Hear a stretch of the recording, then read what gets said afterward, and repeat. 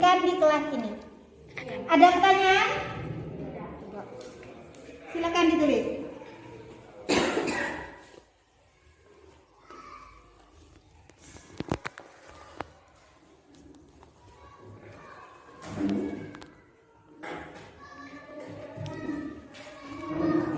Mbak Dea, kelas impiannya apa?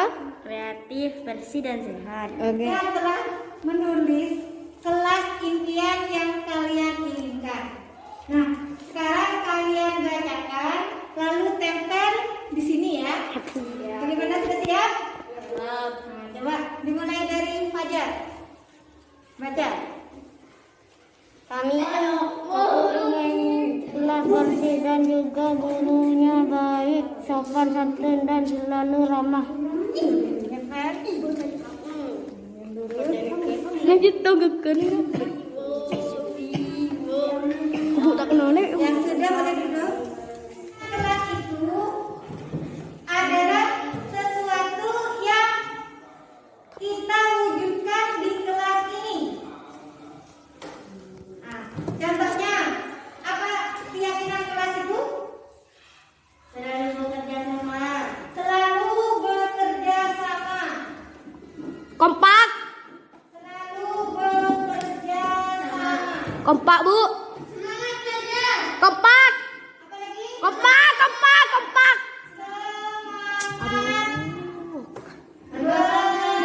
belajar. Bergotong royong. Kompak, Bu. Apa? Kompak. Kompak. Selalu memperhatikan guru. Selalu memperhatikan. Apa keyakinan kelas? Selalu bekerja sama, saling membantu dan bergotong royong.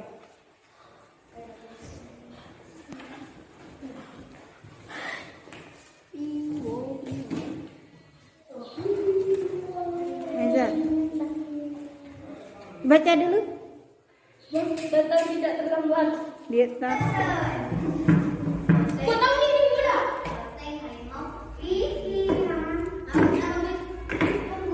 Berekam.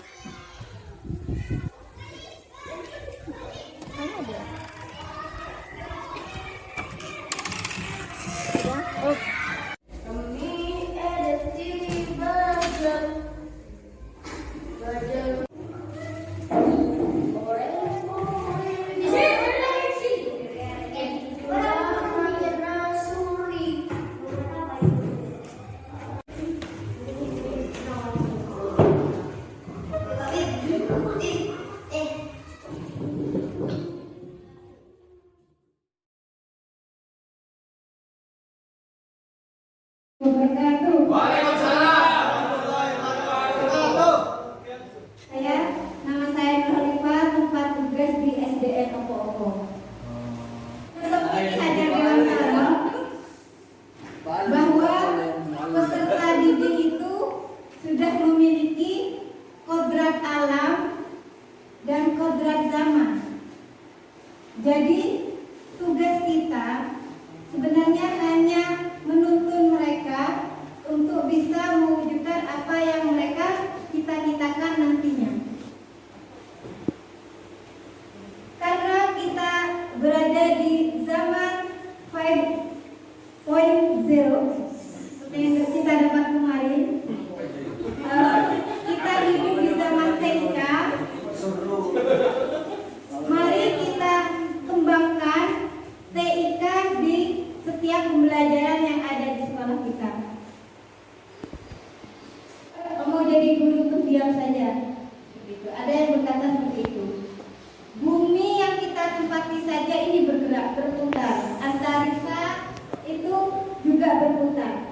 Jika antariksa ini diam, akan terjadi crash, akan terjadi goncangan. Begitupun guru. Ali bin Abi Thalib mengatakan, didiklah anak didik kita sesuai dengan zamannya. Jadi mau tidak mau, suka atau tidak suka, kita memang tidak munafik untuk mengikuti perubahan zaman. Jadi karena kita berada di zaman TIK, mari kita ajak anak-anak kita pembelajaran di sekolah menggunakan media TIK. Mengajar itu seperti para petani yang menanam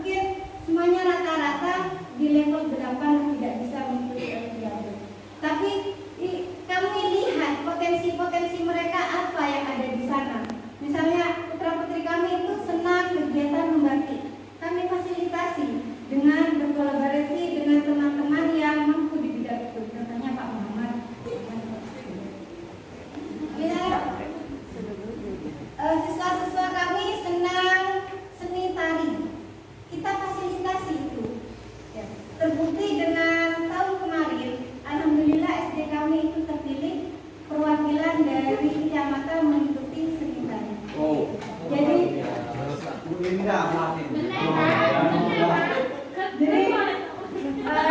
di sini di Guru Penggerak ini SD opo-opo hanya muridnya sedikit, kemampuannya hanya itu.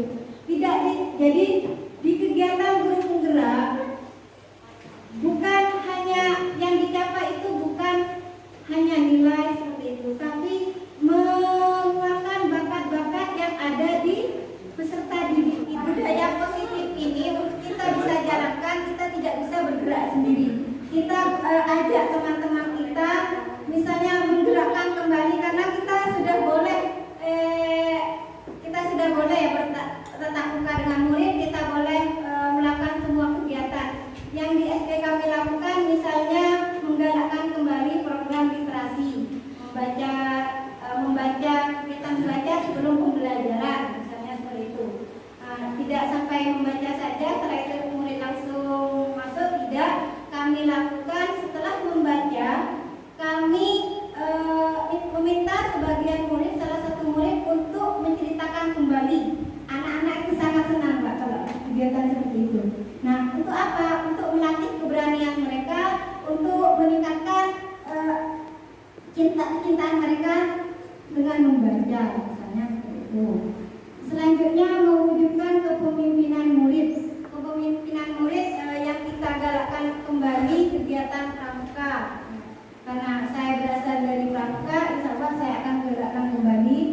Dan misalnya sebelum pembelajaran dimulai, mungkin zaman dulu Pak Arwi, anak-anak berbaris seperti itu ya, disiapkan. Nah, itu kita gerakkan kembali untuk bisa di Modo 1.4 kita diminta belajar tentang budaya positif.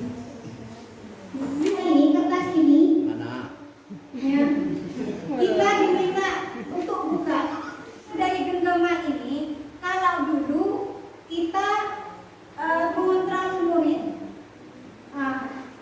murid harus duduk anteng, misalnya seperti itu. Zamannya saya seperti itu. Jadi tangan di atas semuanya, gunakan itu dianggap guru sukses anteng. Tapi guru murid harus tunduk pada kita. Sebenarnya itu salah. Ya, sendiri Pak. Yang sebenarnya adalah ini. Stimulus itu adalah kalau zamannya dulu itu masih stimulus respon. Kita mencoba mengubah orang agar berpandangan sama dengan kita. Teori kontrol yang benar adalah kita berusaha memahami pandangan orang lain tentang dunia. Misalnya murid melakukan kesalahan, ada murid yang terlambat misalnya.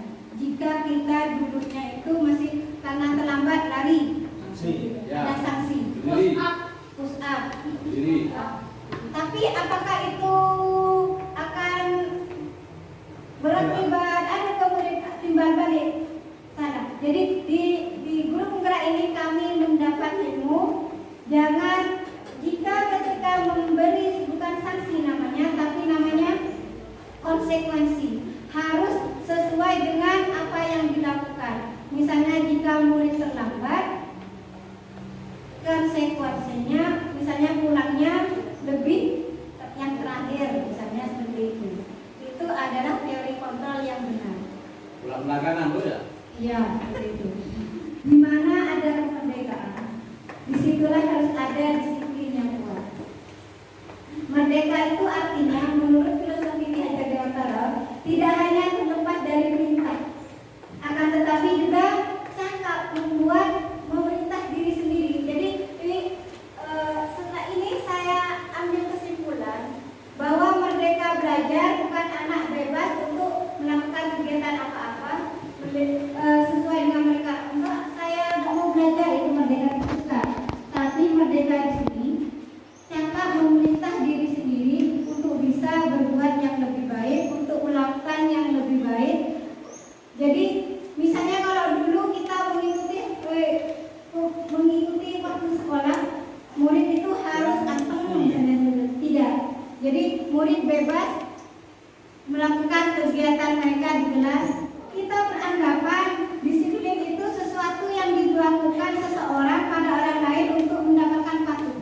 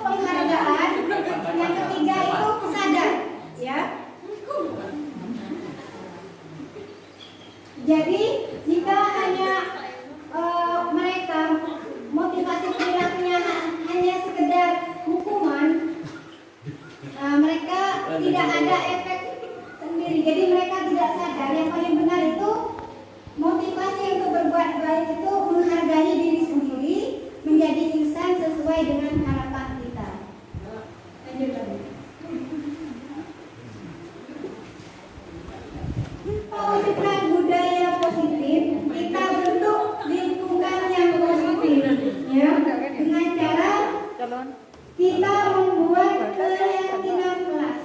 Jadi dimulai dengan kesepakatan kelas. Yang pertama yang kita lakukan adalah kami tawarkan kepada murid untuk membuat kelas impian yang mereka inginkan. Ya, misalnya kami membuat bikin kelas yang bersih. Nah, itu adalah keyakinan kelas. Ya. Saya ingin sekolah gurunya yang baik, itu dari murid kami. Setelah membuat kelas impian, selanjutnya kita bersama-sama buat kesepakatan kelas untuk agar terbentuk budaya positif di kelas. Mari kita awali dengan kesepakatan kelas. Ya. Kita buat bersama-sama itu kesepakatan kelas.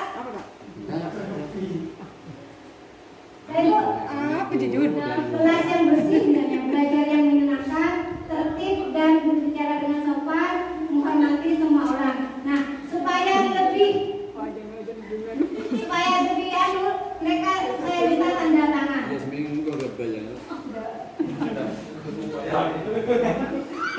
Nah, untuk bisa mewujudkannya, kita buat konsekuensinya. Gitu. Jadi bukan hukuman lagi, bukan sanksi lagi, tapi buat konsekuensi. Nah, ini adalah konsekuensi.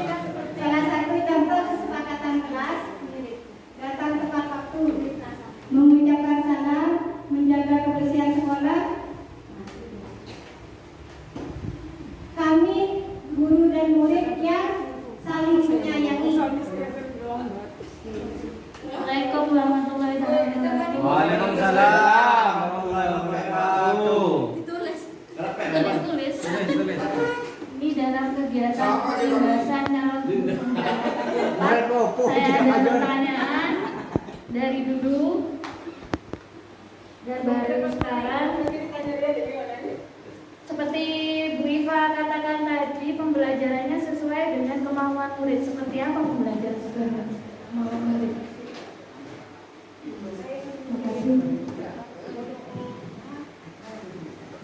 Terima kasih Bu Linda atas pertanyaannya. Benar, berarti ada pertanyaan, berarti ada kemauan untuk bisa tertarik dengan kegiatan ini ya. Ya. Kadang murid itu ya di kelas itu bosan. Bu bosan di kelas seperti itu ya. Nah, kita ajak keluar. Beli bakso. Kita ajak keluar karena di hadapan sekolah kita itu sekolah yang mewah, mewah. Kita belajar di dalam bersama ya. Tuhan, kita bisa langsung belajar di situ. Selain itu, kita pembelajarannya bukan hanya ceramah, menggunakan video pembelajaran karena kita sudah zamannya itu TIK.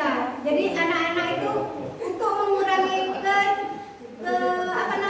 pengurangan kecanduan gadget dengan bermain, kami misalnya menggunakan tugas-tugasnya itu dalam bentuk misalnya video pembelajaran kami buat seperti itu. Terus rangkuman yang kami buat menggunakan Canva untuk gambar kita kirim seperti itu. Ya. Anak itu akan lebih senang daripada anak sekarang ini. Anak saya saja untuk membaca buku tulis mereka itu sangat malas, sangat sulit. Jadi kami akali seperti itu. Kita mengirim misalnya rangkuman pelajaran itu lewat HP misalnya, dan itu bukan bentuk tulisan, kami buat perindah, kami menggunakan aplikasi di Canva. Nanti akan saya buat kesepakatan atas konsekuensinya. Perbedaan hukuman, sanksi dan konsekuensi. Jika hukuman itu suatu yang menyakitkan harus terjadi, misalnya push up, lari, fisik, ya, tidak ada efek jerah. Kalau konsekuensi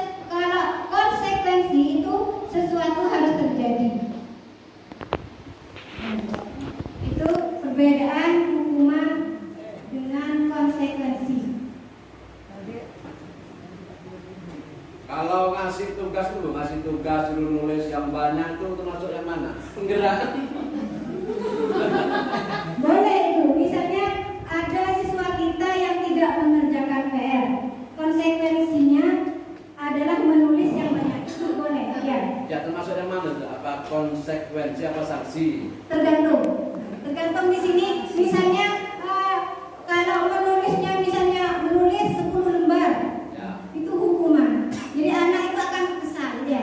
Tapi kalau konsekuensi dengan hukuman perbedaannya itu, konsekuensi itu ada kesepakatan dulu Adalah guru dengan murid. antara guru dan murid, dan hukumannya itu sesuai dengan apa yang mereka lakukan.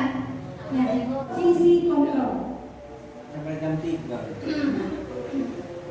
Nama anu nama. Ada 5 posisi kontrol. Yang pertama penghukum. Misalnya, Silakan gimana?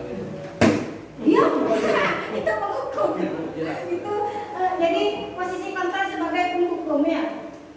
Nah itu menghabis, ya. Kalau kamu tidak mengerjakan PR, awas ya.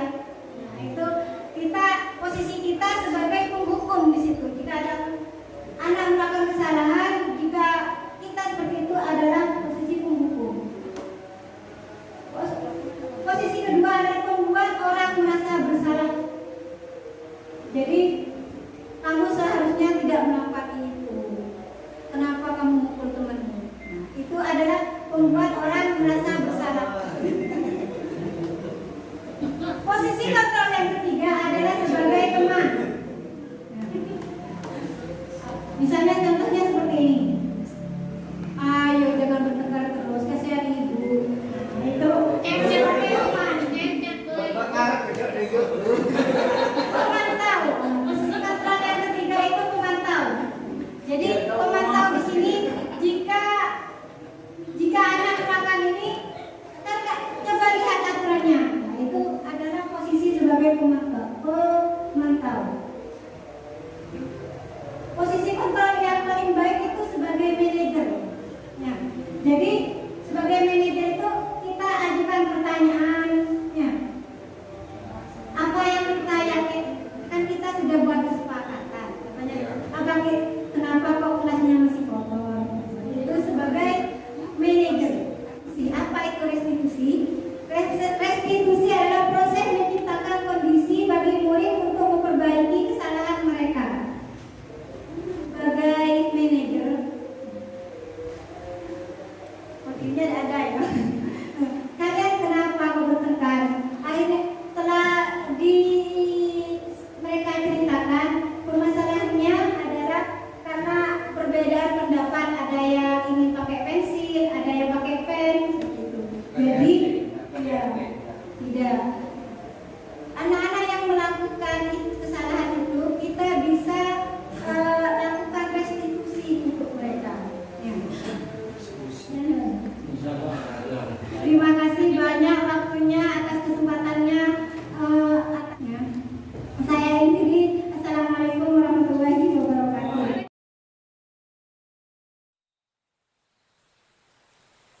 Assalamualaikum warahmatullahi wabarakatuh. Kami di sini Ahmato, guru SDN Pokok 1, mendukung dengan adanya sekolah penggerak budidaya kelas yang positif melalui keyakinan kelas yang dibuat oleh Bu Iva yang dijadikan kelas menjadi bersih dan tertib disiplin. Selamat untuk Bu Iva untuk menjadi guru penggerak.